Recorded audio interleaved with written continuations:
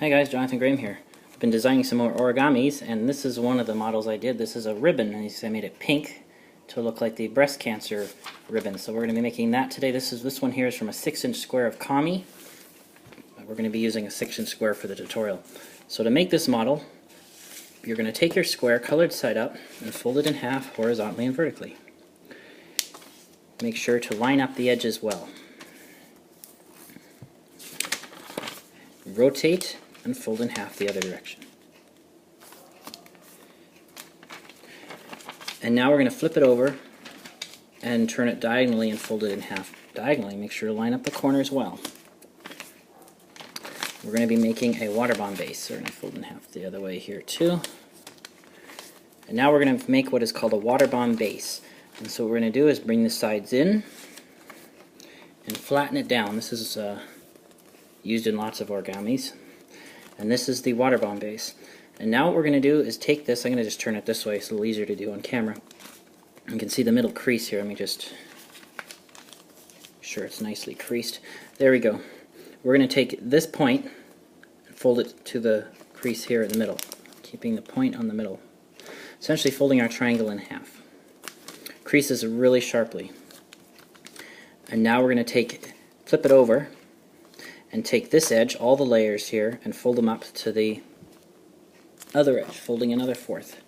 Crease really sharply, so then you'll have a nice model. And then we're going to flip this over again and fold this point up to this point.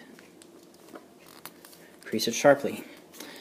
And now we're going to unfold these folds, and to make the next step easier, we're going to just reverse the fold. So I'm just going to fold it on the same crease we did and just kind of reverse those folds so they're, I guess, genderless creases, meaning they can go either way. Okay, now for the next step, one of the fun steps, one of my favorite steps. We're going to unfold here, and we're going to unfold here. And now what we're going to do is what they call box pleating. This is a very basic, simple example.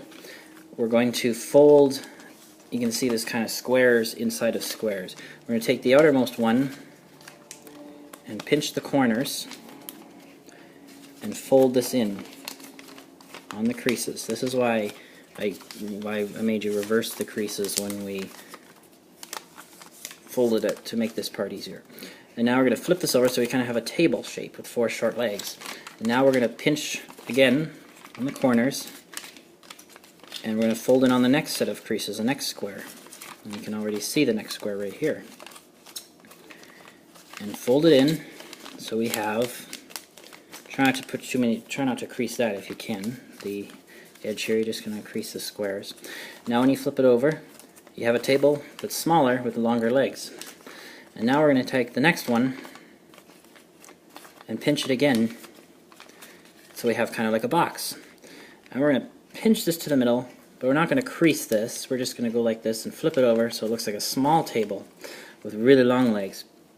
And now we're going to fold the middle square in half so we have what kind of looks like a wing nut shape.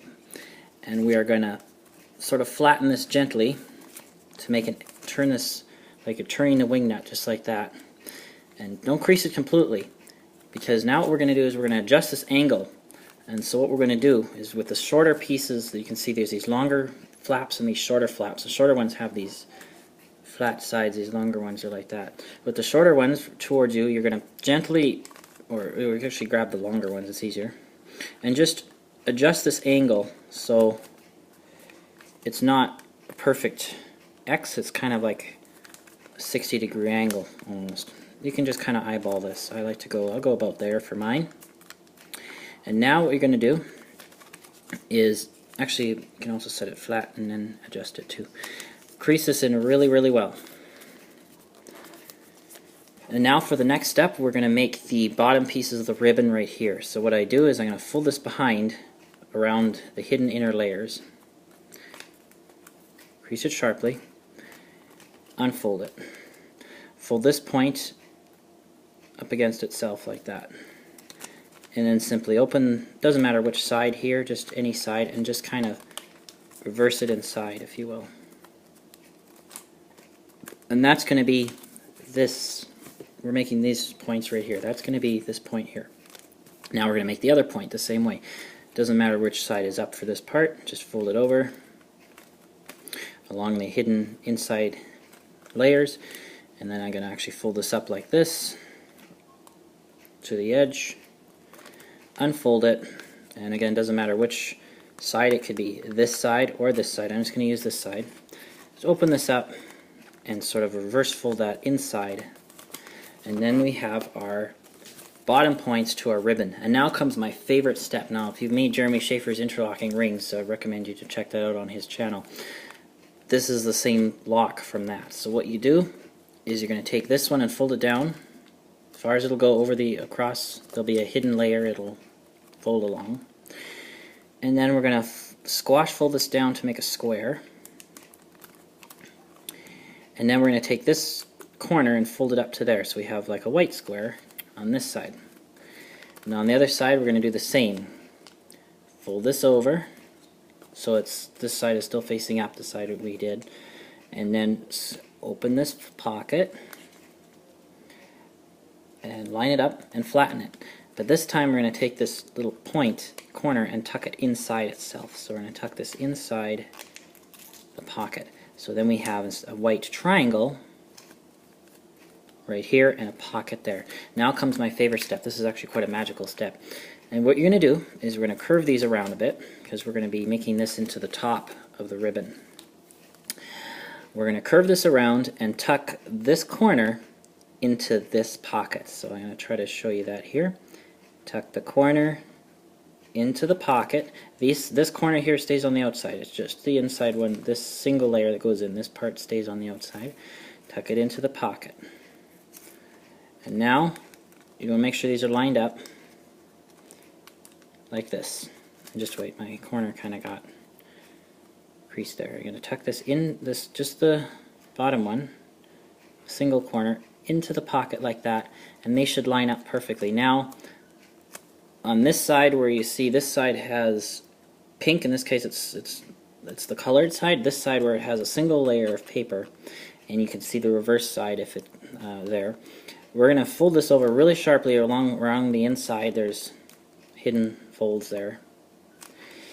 And now comes my favorite step. This is sort of tricky, so I'll try to show you here. I'm going to open this up carefully. Now I'm going to have to adjust this here. And you're going to inside reverse fold this in between to the insidemost one. The insidemost pocket there, the centermost pocket. And then squeeze it down really, really well. And now you're going to very gently open it up and push it out. See right there? Gently open this up, and then holding this with your finger, because it has to stay together well, flatten this down, and you want to keep it kind of curved. And then when you turn it over, your ribbon is complete. As you can see, that's pretty neat. This is from one square of paper, and here's the other one. And so that's how you can make your very own origami ribbon from one sheet of paper. There's lots of ways people have done this with like a strip. You fold it and glue it and stuff. But this is one uncut square, true origami. Hope you enjoyed it, and great way to raise breast cancer awareness if you wanted to. You could make a bunch of these and use them for that. So I hope you enjoyed that one. Please remember to rate, comment, and subscribe, and I will see you next time.